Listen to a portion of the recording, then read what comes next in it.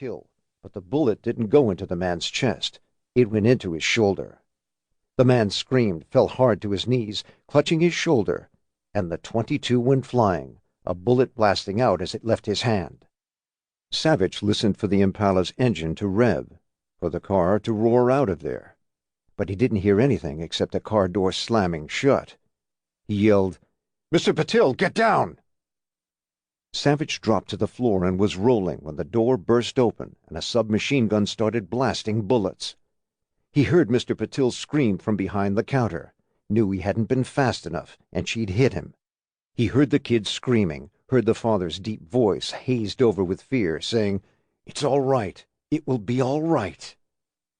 He came up and fired, hit the woman square between the eyes as she swung the gun around toward him.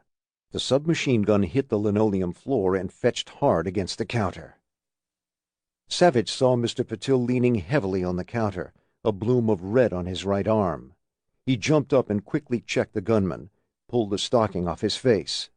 He was white, about 40, heavy-set, his light brown hair seriously thinning. He moaned, holding his shoulder, the bullet still in him. He was lucky the bullet hadn't hit an artery. He'd survive.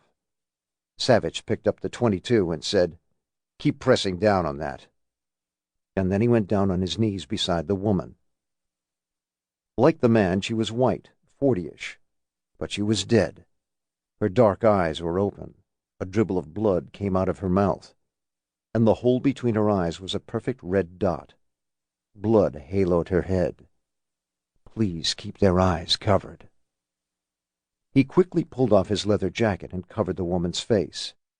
He ran back to Mr. Patil and examined the bullet wound. Through and through, thank God. "You did great, sir. You're going to be okay." Savich grabbed a wad of paper towels from next to the coffee machine and pressed them against Mr. Patil's arm. "Press as hard as you can, sir."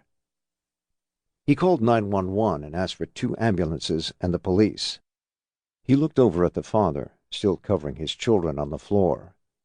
Both children were quiet now, their father murmuring against their heads, "It's okay, kids. Everything's okay now."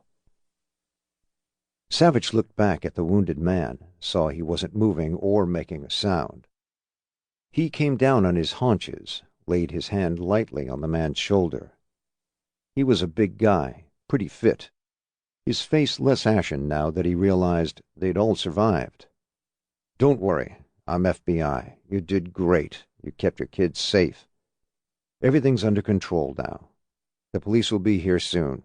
You're a very brave man. It's a pleasure to meet you."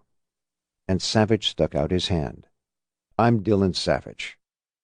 The man slowly stood, bringing the children with him, still pressed against his legs. He straightened his glasses and gave Savich a shaky grin. He started to say something, then lost the words, the wild adrenaline rush choking them off. He took Savich's hand, shook it really hard, and at last he managed to say, "I can hear my own heart beating so heavy. It's like it's going to fly out of my chest." "It's the adrenaline. Believe me, in a couple of minutes, you're going to crash." "No, I can't do that. Not with the kids here. Hey, I'm Dave Radich. Thank you for coming in like that, so sharp and fast. I don't know what the guy was going to do. He might have shot all of us. It sure looked like he was going to kill Mr. Patil." "Hush, Michael. Everything's okay. Hold Chrissy's hand, okay?" Savich prayed Dave wouldn't bottom out completely after the adrenaline snapped out of him and fall over. He'd seen it before. He looked closely at Dave Radich, saw he was occupied with stroking those small, shuddering bodies, keeping them very close. Savich smiled at him. "You'll do fine," and smiled down at Michael. Then, because it could have been Sean, Savich hugged him. As Savich pressed Michael's face against him, he thought, how would he deal with this violent terror, with the shock of sudden bloody death? As he rubbed his big hands up and down Michael's back, he said, "Michael, I really need your help.